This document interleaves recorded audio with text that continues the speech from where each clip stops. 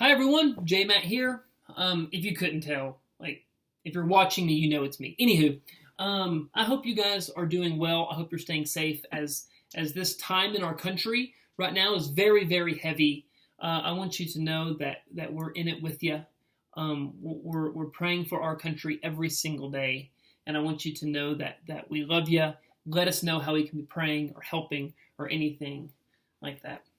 For the next couple weeks, we are going to be talking about story, about your leader's going to share a little bit of their story, and not necessarily just story, but moments of their life that changed things in their faith.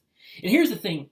There's been hundreds of years without electricity and the wheel, hundreds of years, but there's not a single year without story.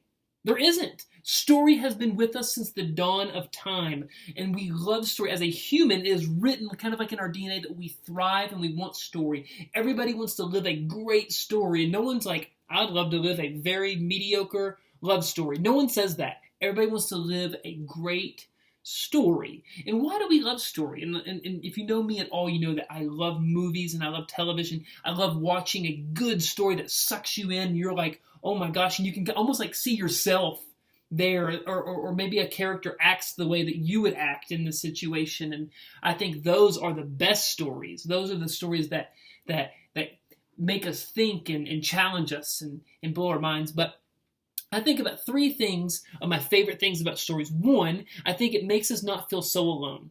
When we hear stories and we hear about what people are going through, it oftentimes resonates with us on what we are going through, and it makes us not feel so alone.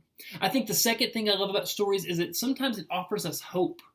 Maybe you're like, hey, I don't fit in middle school, and you hear stories of others who don't fit in middle school, and it offers you hope that middle school eventually ends and things move on. Or maybe you didn't make the team, and you hear about other people who didn't make the team, or your parents are splitting up, and you also hear stories of parents splitting up, and you feel like there's hope here.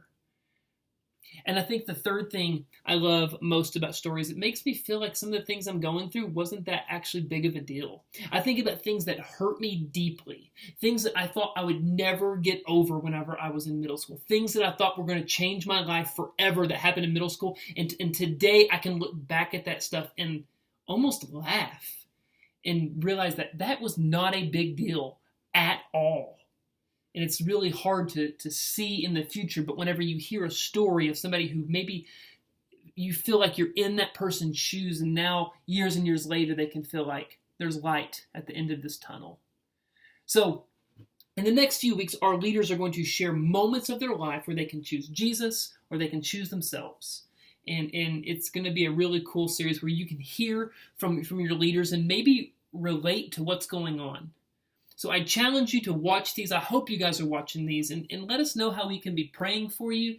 I hope you guys enjoy it, and I hope you guys can see yourself in some of these stories. And if you hear somebody and you're like, I'd like to know more or talk more about that, reach out to us.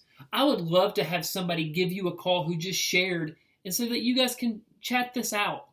You're not alone in these things. You're not alone in your struggle. You're not alone right now, because hey, we're dedicated, and we want to be with you. And guys, Jesus is with you. I'm gonna pray really fast, and then I will see you guys on the flippity flip. Jesus, thanks for another Sunday morning where we can kind of be together. Jesus, I pray that you let us live a great story. Let us find parts of our friends' stories that we can resonate with. And Jesus, I pray that you'll be with us. Keep us safe.